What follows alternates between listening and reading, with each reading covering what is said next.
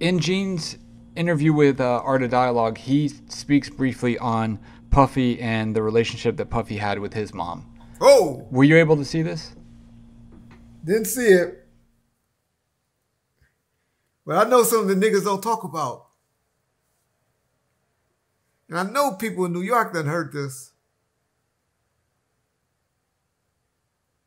but they don't talk about this.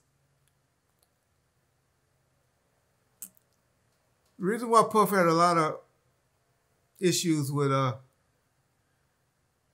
his mom for a while. Whew. Puff, mom, and Von Zip used to be in a relationship together.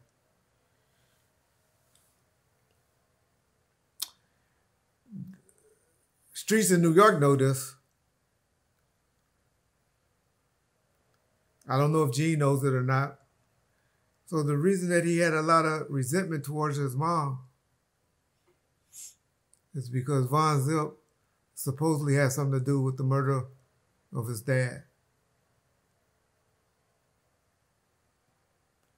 And Puff grew up believing that a lot of his life. Apparently they rectified and got it worked out, and he done forgave her. He's brother love now. But you guys in the comment section that done heard these stories in New York about Von Zip, Puff mom, and Puff dad's murder. Y'all comment, talk about it. Educate the youngsters. We'll do more of a follow-up. Get some people to speak on it that's closer to it, because like I try to tell you, I try to stay out of New York business, just as I try to tell you non-California LA dudes, y'all need to stay out of ours, meaning the West Coast. And so, this food for thought to the issues that Puff used to have. And that's not my words, that's Gene's words. And he used to talk bad about his mom. But that's the reason he used to talk bad about his mom. Apparently they worked it out. You know, Gene has his reasons for saying why. And I'm not saying Gene saying this or told me any of this, because he didn't. But I did hear him on the channel say he used to talk real bad about his mom. And y'all heard that as well. Because, you know, we all listen to Art's channel. And, yeah. But that's the reason that I always heard that Puff had a lot of resentment towards his mom. Okay. Can you talk about, I don't know if you were around or not, or if you heard about it, when Juvenile came around Death Row and started, I think he was on the Dysfunctional Families soundtrack. I know he did a remix with Crooked Eye for So Damn Hood, but I think also he did something on Dysfunctional Family soundtrack. You know, during that time, I was over at American Music doing my thing. But of course, I had people I used to talk to and deal with that were still around Death Row. And oh, here I go dissing people again. I was a druggie, man. That dude was shooting that heroin bad. He was on that drugs bad. And we know we used to guys hiding, being on cocaine, rock cocaine and all of that.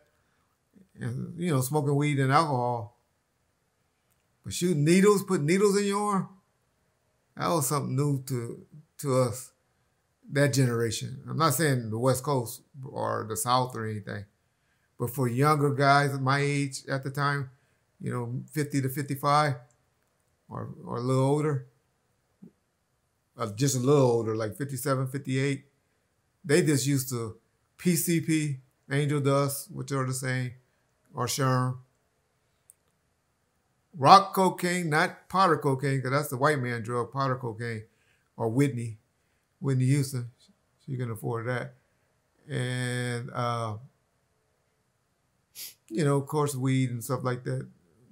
That's about all they were used to. And so Juvie just had a hard time being around guys because he was chasing that needle. And that's pretty much all I know about Juvie and that stink. I know somehow he just got left at the airport one time, or he just left and disappeared on there. All I heard, but he just wasn't with it. That buzz, after that back your ass up, he couldn't do that no more. But I remember, boy, in the 2000, early 2000, that back their ass up, Juvie was the man then. But, you know, P.D. Pablo and Juvie and all of them, Suge was trying. Suge was trying to find that next one, Ja Rule. He was trying to gank Ja Rule. And he was trying, but it was just a hard fight for him to find that next pop. Yeah.